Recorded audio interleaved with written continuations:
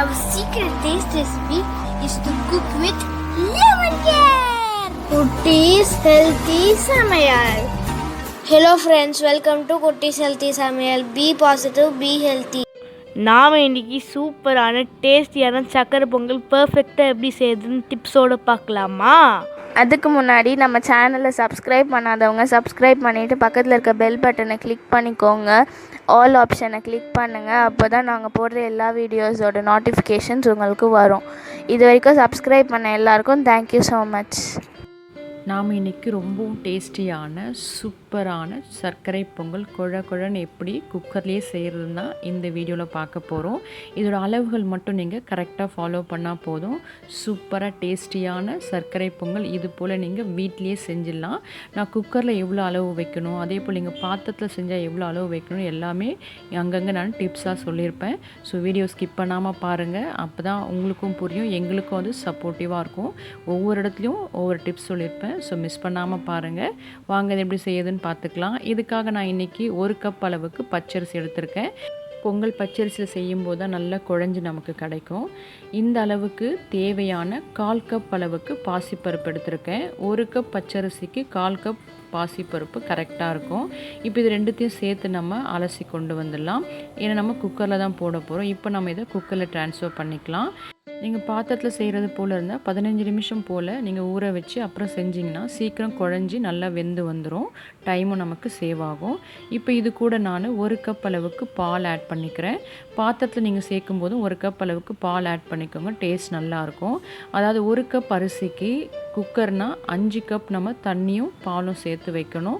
ஆனால் பாத்திரமாக இருந்தால் 1 கப் அரிசிக்கு 7 கப் அளவுக்கு வைக்கணும். அப்போ உங்களுக்கு கரெக்டான மெஷர்மெண்ட்டாக இருக்கும்.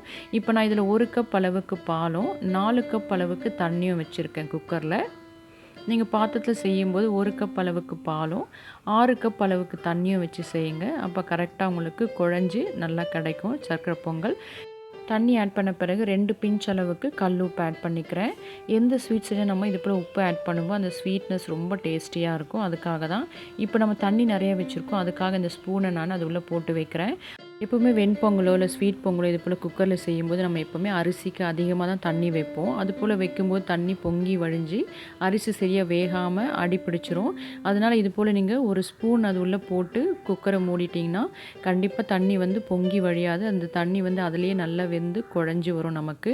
ஏன்னா அந்த அதிகமான ஹீட் அந்த ஸ்பூன் அப்சர்வ் பண்ணுறோம். கண்டிப்பாக அந்த டிப்பை ஃபாலோ பண்ணி பாருங்கள், உங்களுக்கு யூஸ்ஃபுல்லாக இருக்கும். அரிசி வேகட்டும். அதுக்குள்ளே நம்ம அதுக்கு தேவையான வெல்லம் எடுத்துக்கலாம். நான் அரிசி எந்த கப்பில் அளந்து எடுத்தோனோ அதே கப்பில் 1.25 அளவுக்கு வெல்லம் எடுத்திருக்கேன்.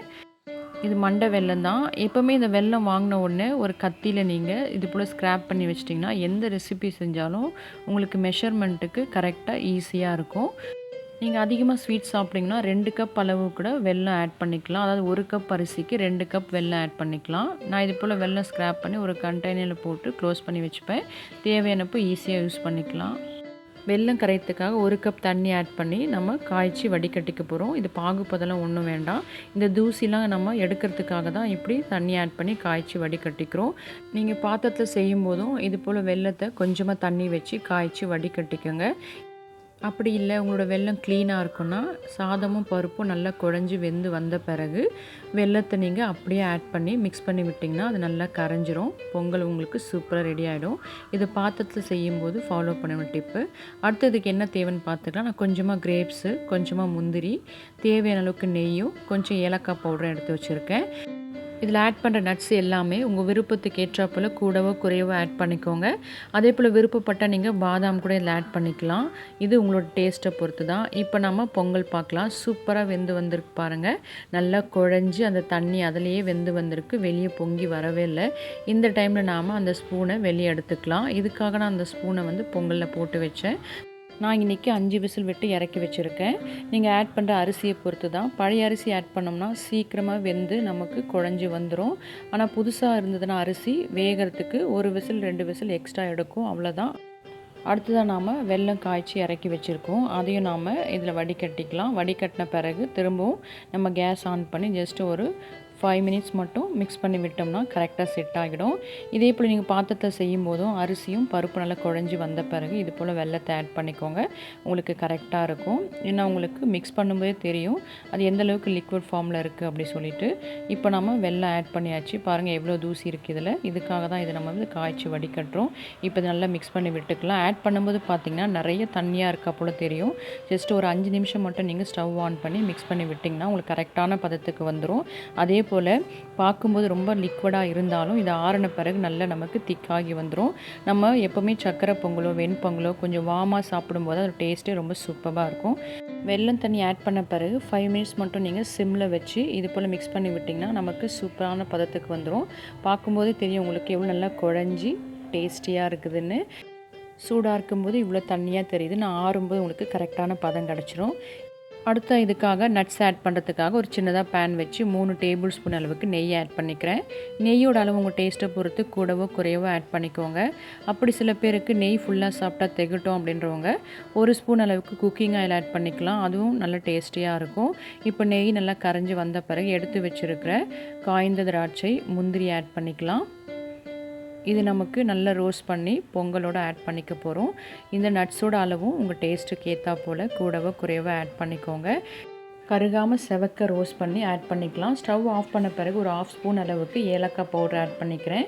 ஏன்னா நான் பவுடர் ஃபார்மில் வச்சுருக்கேன். ஸோ ஸ்டவ் ஆஃப் பண்ண பிறகு ஆட் பண்ணால் நமக்கு கருகாது.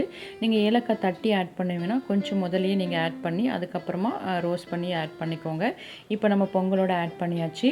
இதே போல் பாத்திரத்தில் செய்யும் போது இது போல் நீங்கள் தனியாக தாளித்து இதில் ஆட் பண்ணிக்கோங்க. அப்போ ரொம்பவும் டேஸ்டியாக இருக்கும். கடைசியாக நீங்கள் இறக்குன பிறகு ஆட் பண்ணிங்கன்னா அந்த நெய் வந்து உங்களுக்கு நல்ல அந்த வாசமும் அந்த டேஸ்ட்டும் நல்லா கொடுக்கும். இப்போ நல்லா மிக்ஸ் பண்ணி விட்டுக்கலாம். அவ்வளோ நம்மளோட சூப்பரான டேஸ்டியான ஸ்வீட் பொங்கல் ரெடி ஆகிடுச்சு.